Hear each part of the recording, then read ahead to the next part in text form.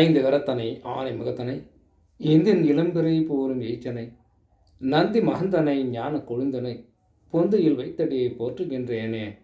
நாளின் செய்யும் மனிதானின் செய்யும் என நாடி வந்த கோளின் செய்யும் கொடுங்கோற்று என் செய்யும் குமரேச திருத்தாலும் சிலம்பும் சதங்கையும் தண்டையும் சண்முகமும் தோலும் கடம்பும் எனக்கு முன்னே வந்து தோன்றினே.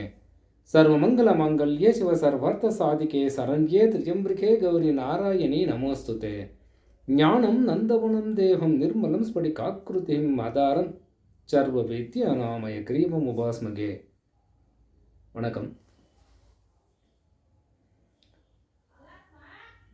ராசிகளிலே எந்த கிரகம் உச்சம், எந்த கிரகம் நட்பு, எந்த கிரகம் பகை, எந்த கிரகம் மூலத்திரிகோணம் அப்படின்ற விஷயத்த இந்த 12 ராசிகளிலே எந்தெந்த ராசியிலே எந்தெந்த கிரகம் உச்சம், நேசம், பகை, மூலத்திரிகோணம், நட்பு, சமம் அப்படின்னு வருது அப்படின்ற விஷயத்த ரொம்ப முக்கியமாக நாம் தெரிஞ்சுக்கணும். அப்போ தான் பலன்கள் சொல்லும்போது புள்ளி விவரமான விளக்கங்கள் நமக்கு தெரிய வரும். ஏன்னா இந்த பகை நேசம் இதெல்லாம் தெரியலன்னா பேசக்கூடிய வார்த்தைகள் எல்லாமே பொய்யாகி போய்விடும். அதனால் எந்தெந்த ராசியில் எந்தெந்த கிரகம் என்ன நிலைமையில் அமருகிறது அப்படின்ற விஷயத்தை பார்ப்போம். அப்போது காலபுருஷனுக்கு முதல் வீடாகிய மேச ராசி, அந்த மேச ராசியிலே எந்தெந்த கிரகம் என்ன நிலைமையிலே அது அமருகிறது அப்படின்ற விஷயத்தை பார்ப்போம். வெள்ளியும் புதனும் நட்பு, விளங்கிய செவ்வாய் ஆட்சி, ஒல்லிய கதிரோன் உச்சம், உயர் சனி நீசமாகும், தெல்லிய மதியோன் பொன்னன், சீரிய ராகுகேது, உள்ளுறும் பகையாம் என்று ஓதினர் மேடத்தூர்க்கே. இந்த முறையிலே இந்த பாடல் தெளிவான விளக்கங்களுடன் நமக்கு கூறுகிறது. சுக்கிரனும் புதனும் நட்பு, செவ்வாய் ஆட்சி, சூரியன் உச்சம், சனி பகவான் அந்த இடத்துல நீசமாகும், பகை சந்திரன் ராகு கேதுக்கள். அதாவது ஒரு கிரகம் என்ன நிலைமையில் இருக்குது அப்படின்ற ஒரு விஷயத்தை அந்த கிரகம் நின்ற பாகைக்கலை எதுவோ அந்த பாகைக்கலையில் வைத்துத்தான் நாம் தீர்மானிக்கப்பட வேண்டும். இப்போ மேசராசியில் ஒரு கிரகம், இப்போ சனி பகவான் நீசம். அப்போது சனி பகவான் நீசம்னா எந்த பாகைக்கலையிலே அது அமர்ந்திருந்தாலும் நீசமாக ஏற்க முடியுமா அப்படின்னா அது தவறு. அது நீசமடையும் பாகைக்கலையிலே இருந்தால் மட்டுமே தான் நேசம் அப்படின்னு சொல்லணும். இல்லைன்னா அது நீசமாக இருக்காது. அதே போல் தான் எல்லாம் பகை, உச்சம், நீசம் எல்லாமே இது பொதுவான கருத்தாக நாம் பார்வைக்கு எடுத்துக்கொள்கிறோம். ஆமாம், ராசியில் அது நீசம், அது உச்சம், பொதுவாக அது எந்த ராசியாக இருந்தாலும் சரி அப்படி எடுத்துக்கிறோம். இருந்தாலும் அது உண்மை நிலவரமாக நாம் தெரிந்து கொள்ள வேண்டும் என்றால் அது நின்ற பாகைக்கலை என்னவோ அதை வைத்துத்தான் நாம் தீர்மானிக்கப்பட வேண்டியதாகிறது அப்படின்னு சொல்லலாம். அப்போது மேசராசியில் சந்திரனும் குருவும் பகை என்பதை நாம் ஏற்றத்தக்கதல்ல. ஏனென்றால் அது நட்பாகத்தான் நாம் கருதி கொள்ள வேண்டும் அப்படின்னு சொல்லணும். அதே போல் ரிஷப ராசியில் எந்த கிரகம் என்ன நிலைமை அப்படின்னு தெரிஞ்சுக்குவோம். சேய் சனி புதன் பொன் நட்பு, சீரிய புகரோன் ஆட்சி, தூய்மை சேர் மதியே உச்சம், துயர் தரும் பாம்பு நீசம், காய்கதிர் பகையே ஆகும், கண்டனர் இடபம் தன்னில், ஆய்தரு பொருள்கள் எல்லாம் அறிந்தினுரைக்கலாமே. இந்த முறையிலே இந்த பாடல் மிக சிறப்பான முறையிலே கிரகங்களின் ரிஷபராசியிலே நிலைகளை தெளிவாக இந்த பாடல் கூறியிருக்கிறது.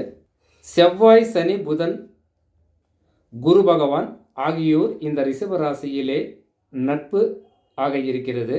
சுக்கிரன் ஆட்சி, சந்திரன் உச்சம், நீசம் ராகு கேதுக்கள், பகை சூரியன்.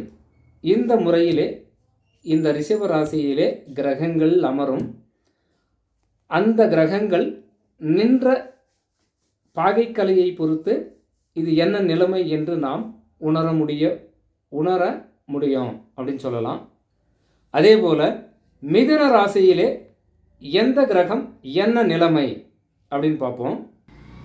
சந்திரன் சனியே சுங்கன், தகுங்குரு செவ்வாய் பாம்பு, முந்திய நட்பதாகம், முனிவிழா புதனே ஆட்சி, உந்திய பரிவேடந்தான், உச்சமாம் வில்லு நீசம், தந்திடும் கதிரோன் மாற்றான், தாழ்விழா மிதனத்தோருக்கே. இந்த முறையிலே இந்த பாடல் மிக சிறப்பான முறையிலே இந்த மிதுன ராசியிலே கிரகங்களின் நிலைமைகளை மிக எளிதாக நமக்கு எடுத்து காட்டுகிறது. சந்திரன் சனி சுக்கிரன், குரு செவ்வாய் ராகு கேதுக்கள் இந்த இடத்துல நட்பாகும். புதன் ஆட்சி, உச்சம் பரிவேடன் அதாவது உபகிரகங்களில் ஒன்று, நீசம் இந்திரதனுசு இதுவும் உபகிரகங்களில் ஒன்று, சூரியன் இந்த இடத்துல பகை பெறுகிறது அப்படின்னு சொல்லலாம். அப்போது இந்த மிதுன ராசியிலே அமரும் கிரகங்களின் நிலைகள் எந்த நிலைமையிலே இருக்கும் என்பதை தெள்ள தெளிவாக இந்த பாடல் வரியிலே நாம் பார்த்தோம். அதே போல் கடக ராசியிலே அமரும் கிரகங்களின் நிலைகள் என்ன அப்படின்னு பார்ப்போம். மேதையே நட்பு திங்கள், விளங்கிய ஆட்சியாகும், சீதையே பொன்னூன் உச்சம், சிறந்திடும் செவ்வாய் நீசம், ஓதிய கதிரோன் சுங்கன், ஓங்கிய ராகு மந்தன், போதவே பகையாம் என்று போற்றினர் கடகத்தோருக்கே. அப்போ இந்த கடக ராசியிலே அமரும் கிரகங்களின் எந்த நிலைமையிலே இது அமருகிறது என்பதை தெள்ள தெளிவாக இந்த பாடல் நமக்கு உணர்த்துகிறது. புதன் நட்பு, சந்திரன் ஆட்சி, குரு உச்சம், செவ்வாய் நீசம், சூரியன் சுக்கிரன் ராகு கேதுக்கள், சனி பகவான், இவைகள் இந்த கடக ராசியிலே பகை பெறும் கிரகங்களாக இந்த பாடலிலே கூறியிருக்கிறது.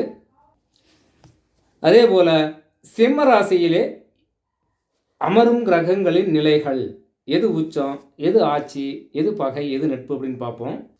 அந்தணன் உறவதாகும், அருங்கதிர் ஆட்சியாகும், முந்திய தூமன் உச்சம், முனிவிழா நுட்பன் நீசம், மந்தனே புகரோன் செவ்வாய், வணிகனே அறவே திங்கள், தந்திடும் பகையே சிங்கம், தனக்கென சாற்றினாரே. இந்த பாடல் தெள்ள தெளிவாக நமக்கு விளக்குகிறது.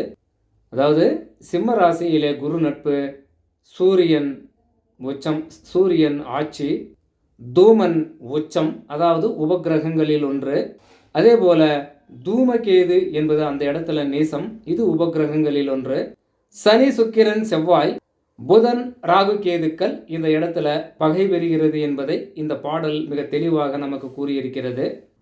அதே போல கன்னி ராசியிலே அமரும் கிரகங்களின் நிலைகளை பற்றி பார்ப்போம்.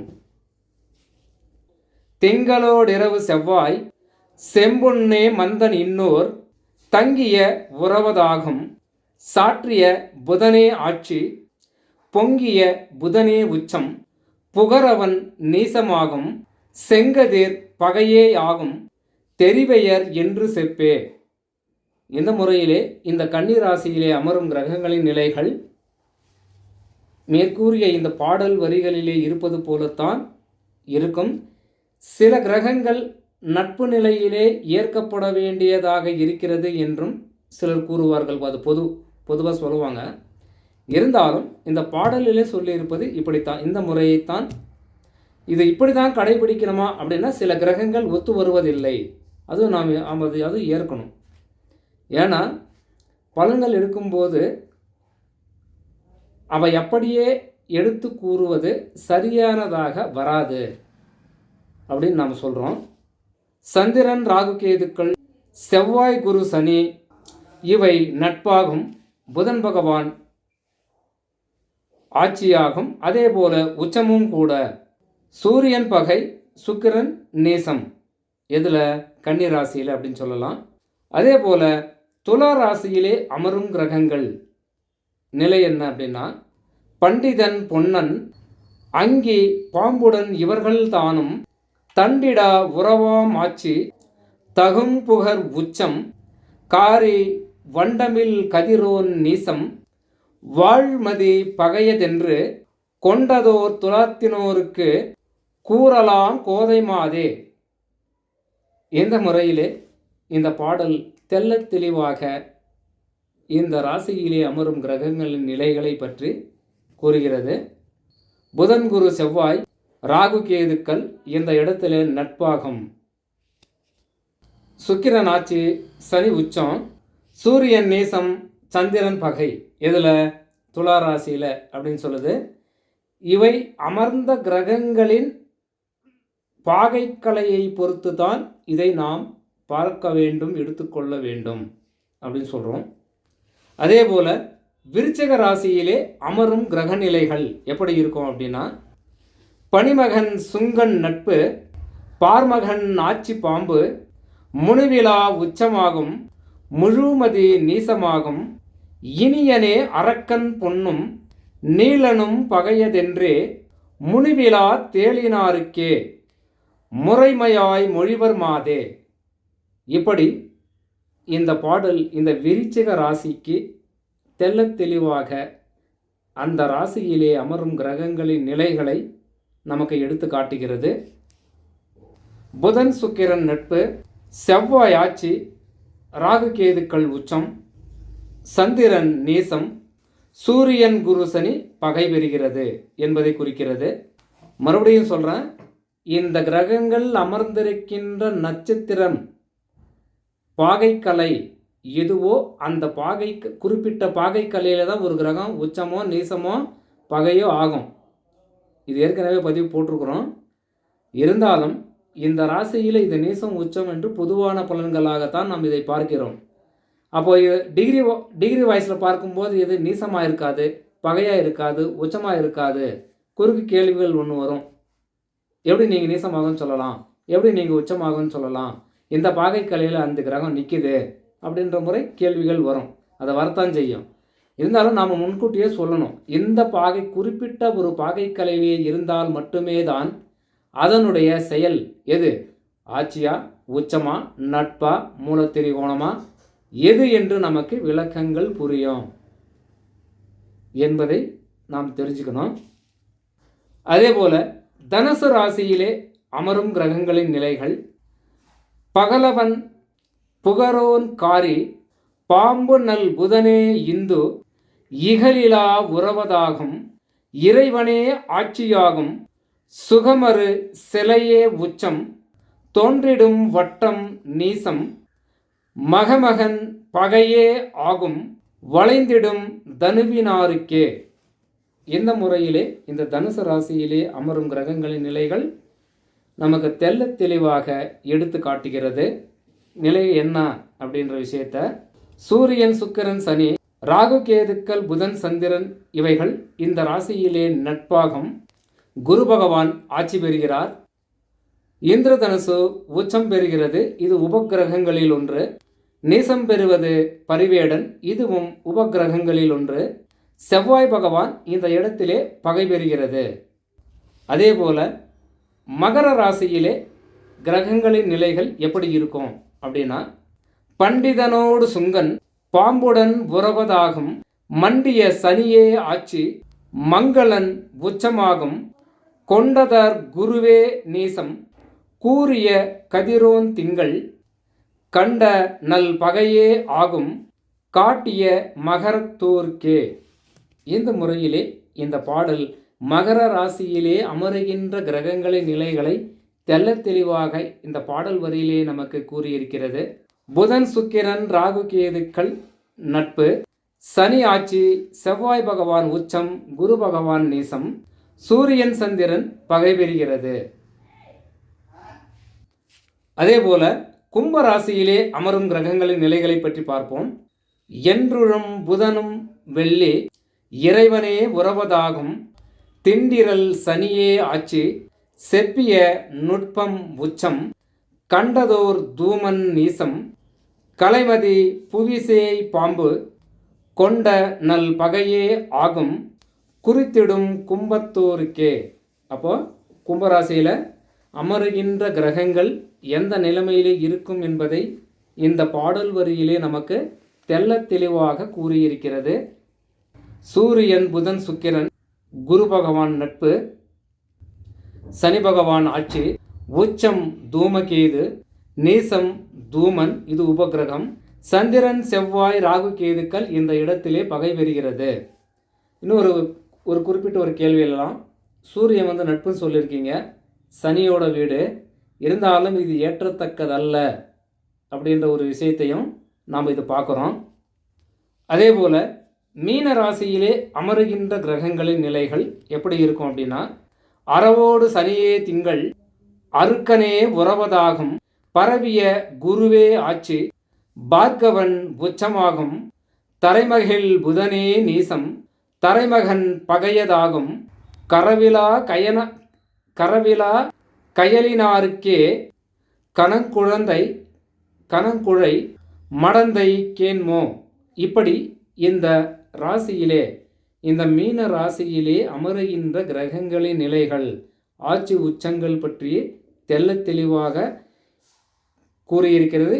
இதை இப்படியே ஏற்றுக்கொள்ளலாமா வேண்டாமா என்பதை அந்த கிரகங்களில் நிற்கின்ற பாகை கலையை பொறுத்துத்தான் நாம் தீர்மானிக்கப்பட வேண்டியதாகிறது. ஏன்னா எல்லாமே பகையும் அல்ல, எல்லாமே நீசமும் அல்ல. அது நின்ற ஒரு பாகைக்கலை எதுவோ அந்த ஒரு பாகைக்கலையிலே அளவீடுகளிலே இருந்தால் மட்டுமே தான் இதை நாம் ஏற்கப்பட வேண்டியதாகிறது. அதே போல சில வீடுகளிலே பாரிவேடன், தூமன், இது போன்ற, அதாவது இது போன்ற கிரகங்கள் ஆட்சி உச்சம் என்ற நிலைமையிலே இது வருகிறது. இருந்தாலும் இது வெளிப்படையான தோற்றத்திற்கு நம்ம கண்களுக்கு புலப்படுவதில்லை, ராசி கட்டத்தில் புலப்படுவதில்லை. எது உபகிரகங்களில் எது நீசம், எது உச்சம், எது நட்பு, எது பகை, எந்த வீட்டில் என்ன என்பதை சிறிய ஒரு கணக்கீடுகளின் முறையிலே தான் நாம் அதை கண்டுபிடிக்க வேண்டும். ஏன்னா இது ஏற்கனவே இந்த பதிவு போட்டிருக்கிறோம். உபகிரகங்களில் எது நேசம், எது உச்சம், எது ஆட்சி பெறுகிறது, எது நட்பு பெறுகிறது என்பதை ஏற்கனவே அந்த பதிவு போட்டிருக்கிறோம். இது ஏன்னா வெளிப்படையான தோற்றத்தில் இது வருவதில்லை. அப்போ என்ன பண்ணோம், பொதுவாக என்ன சொல்கிறோம், இந்த உபகிரகங்கள் ஒருவருடைய ஜனனகால ஜாதகத்திலே எத்தனாவது பாவகமாக வருகிறதோ, அந்த உபகிரகங்கள் எந்த சாரத்தில் நிற்கிறதோ, அந்த சாரநாதன் என்ன நிலைமையிலே இருக்கிறதோ அது கெடும் கிரகமாக, கெடுபலன்களை அதிகம் தருவதாகத்தான் அந்த காரகம் இயங்கும் அப்படின்னு சொல்லலாம். ஏன்னா இந்த உபகிரகங்களை பற்றி தெரிஞ்சால் மட்டும்தான் அதை பற்றி பேச முடியும், இல்லைன்னா முடியாது, சொன்னால் அது புரியாது. சிறிய அளவீடுகளின் மூலமாக தான் அதை நாம் தெரிஞ்சுக்கணும்.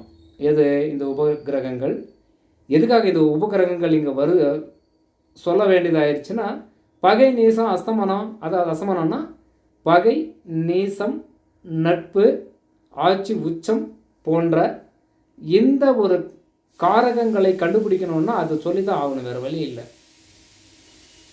மேற்கூறிய முறைகளிலே 12 ராசி கட்டங்களிலே எந்த கிரகம் எந்த நிலைமையிலே அமருகிறது என்பதை நாம் தெள்ளத் தெளிவாக காண வேண்டும் என்றால், தெரிந்து கொள்ள வேண்டும் என்றால், அது நின்ற பாகைக்கலை, நின்ற நட்சத்திர நாதன் எதுவோ அந்த இடம் எந்த பாகைக்கலையில் வருகிறதோ அதனை கொண்டுதான் ஒரு கிரகம் என்ன நிலைமை, ஆட்சியா, உச்சமா, நீசமா, மூல திரிகோணமா என்பதை நாம் கண்டுபிடிக்க இயலும் அப்படின்னு சொல்லலாம். வணக்கம்.